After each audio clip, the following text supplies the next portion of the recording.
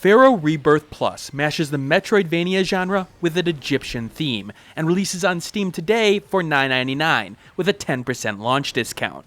But before I begin this 5-minute review, this key was obtained from the publisher for review purposes, but won't change my opinion of the game in the end.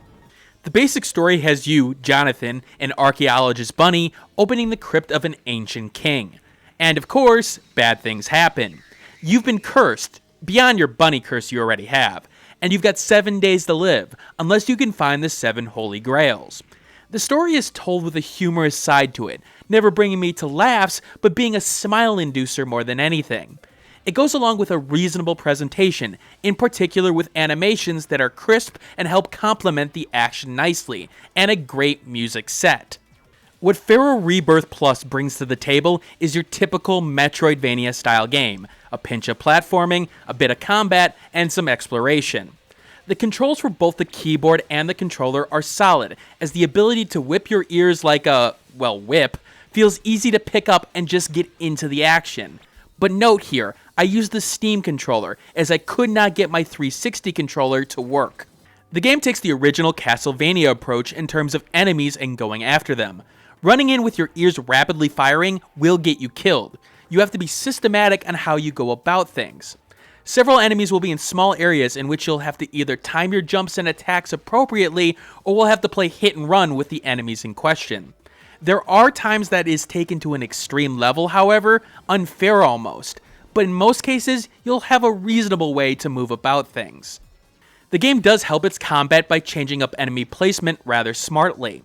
The same enemy becomes a different challenge of sorts with simple variations of platform elevation, or a specific placement on specific platforms. The developers understood their engine and how to complement it in terms of level design, which is great to see. The additional secondary weapons provided specific solutions to certain problems, and helped to once again push that Castlevania feel. While the first boss or two was a pushover, when the game starts getting more serious, the bosses are a bit more of a challenge, and again, it's in that patience category. It's about pattern recognition and reacting. It's easy to get through the fight if you're slow and methodical, but this is the ADD age we're talking about. If you don't like taking things slow, you're going to have a rough time with this game. However, the game does have 3 difficulties, and they hit the range of appropriate challenge rather well. But the game does have that little annoyance factor to it. For example, some enemies are purposely made to blend into the environment, which is fine, but you need something to give them away if a player is looking closely, and this game doesn't do that well at times. In addition, there's a frustration factor here, as sometimes the game expects you to give up on an area if you seemingly don't have the right move, even if you're inches away from making a jump. Those learning concepts come through repetition and not through easy clues, which sorta sucks. The game also isn't the most technically gifted. The footage here was captured at 640 by 480. Yes, that's small of a resolution. While the game goes up to 1280 by 720 in windowed mode, Shadowplay gave the best footage experience, and that only works for full screen, which defaults to that 640 by 480 resolution, but stretched. All the other recording devices I used had either massive slowdown or just plain recording weirdness. There's also missing basic options in sound and music sliders, and the game doesn't like the change in window context at times. Now, other problems that I ran into got fixed rapidly as the game got closer to release, so keep that in the mind for the future.